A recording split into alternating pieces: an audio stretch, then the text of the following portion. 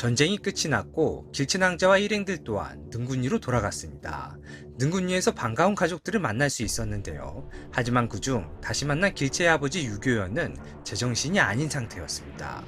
유교연이 정신줄을 놓게 된 계기는 은혜낭자의 아버지이자 자신의 절친인 경근직의 죽음 때문이었는데요. 전쟁이 난 직후 피난을 위해 배를 타고 강을 건넜던 그들은 강을 건너자마자 오랑캐를 만났고, 경근직은 친구와 일행들의 목숨을 구하기 위해 오랑캐를 따돌리려다 결국 잡혀 목숨을 잃었던 것이죠. 자신의 절친한 친구는 자신의 목숨을 구하기 위해 위험을 무릅썼건만 정작 본인은 오랑캐에 의해 죽어가는 친구를 그저 숨어 쳐다볼 수밖에 없었고, 결국 친구에 대한 미안한 마음과 친구를 위해 용기 내지 못했던 부끄러움을 이기지 못한 채 길치의 아버지 유교연은 결국 정신줄을 놓고 말았던 것이죠. 저는 지난 저의 영상에서 은혜낭자가 결국 전쟁 이후 청으로 포로로 끌려갈 것이고 구사일생으로 돌아온들 연준도령이 다시 받아주지 않을 것이라 말씀드렸는데요. 하여 은혜낭자의 아버지라도 은혜낭자를 품어주길 기대했던 것인데 이제 그마저도 기대할 수 없게 되었습니다.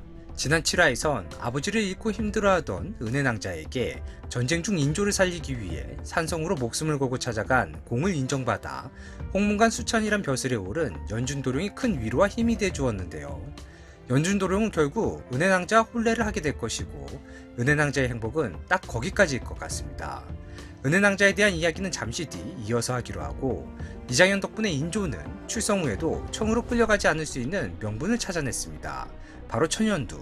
당시 천연두는 하늘이 내린 분노라 알려져 있었죠. 이장현은 청진영에 잠입해 칸이 조선까지 직접 찾아온 것이 조선을 굴복시켜 천명이 자신에게 있음을 증명하기 위함임을 알아내었습니다. 하여 천연두가 청진영 내 퍼졌다는 사실이 대외에 소문이 날 경우 천명이 칸에 없다 여겨질 것이며, 이는 하늘이 선택한 자로 알려져야 할 칸의 입장에선 매우 치명적인 사안임을 이장현은 간파했던 것인데요.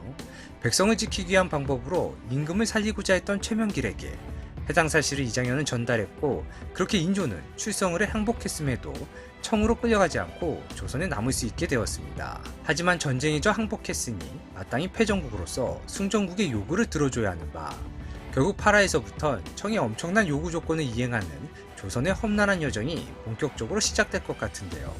그 험난한 여정 속에 은혜낭자가 휘말리게 될 것 같습니다.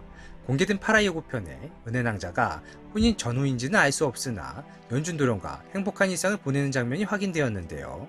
그리고 길치의 시선에서 청으로 향하는 것으로 보이는 사람들의 행렬을 볼 수 있었습니다. 행렬의 앞줄엔 소현세자와 그를 모시기로 한 이장현이 있을 것이고, 뒷줄엔 포로로 끌려가는 백성들의 모습이 보였으니 아무래도 이 안에 은혜낭자가 포함되어 있을 것 같은데요. 은혜낭자는 지난 7화에서 길치에게 자신은 너랑 함께면 어디든 자신 있다 말하며 길치에 대한 무한한 신뢰를 아낌없이 보여주었습니다. 은혜낭자가 보여준 길치에 대한 무한한 신뢰가 오히려 길치낭자가 은혜낭자를 배신하며 그녀가 가졌던 신뢰를 산산조각 낼 것이란 복선이지 않을까 조심스럽게 생각되었는데요. 공개된 파라 예고편엔 임자가 있는 연준도령에게 계속해서 연연해하는 길치를 지적하는 이장현의 모습과 자신의 꿈속 도련님이 반드시 연준도령이어야 했다며 연준도령은 그 누구도 대체할 수 없는 분이라는 말과 함께 길치가 이장현에게 큰 상처를 주는 모습을 볼 수 있었습니다.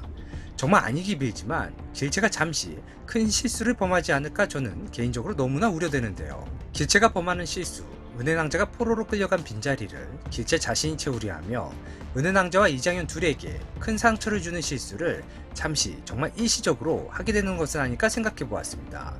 제가 이런 불순한 상상을 하게 된 것도 사실 모두 연준도령 때문인데요. 연준도령은 지난화에서 순약도령이 죽기 전 이상한 걸 자신에게 물었고, 자신은 아니라고 대답 못했다는 말과 함께 자신이 길치낭자를 좋아하고 있음을 굳이 은혜낭자와 혼인을 앞두고 있는 현 상황에서 밝혔는데요. 길치낭자가 몰랐으면 모를까 연준도령 또한 자신을 마음에 두고 있음을 눈치챈 상황에서 연준도령 옆자리가 비게 된다면 길치낭자가 정말 잠시지만 그 자리를 탐할 수밖에 없을 것이란 생각에 이르게 된 것이죠. 이장현이 원망스럽습니다. 굳이 전쟁 중에 연준도령을 살려놓는 바람에 제가 이런 상상까지 하게 만든 것인데요. 어찌되었건 길치낭자가 포로로 끌려가는 은혜낭자를 대신해 연준도령 옆자리를 채우려 하며 이장현과 절친한 친구 은혜낭자 양쪽에게 정말 잠시 큰 상처를 주게 되지 않을까 하는 저의 생각을 전해드리며 오늘의 영상 마칩니다. 시청해주셔서 감사합니다.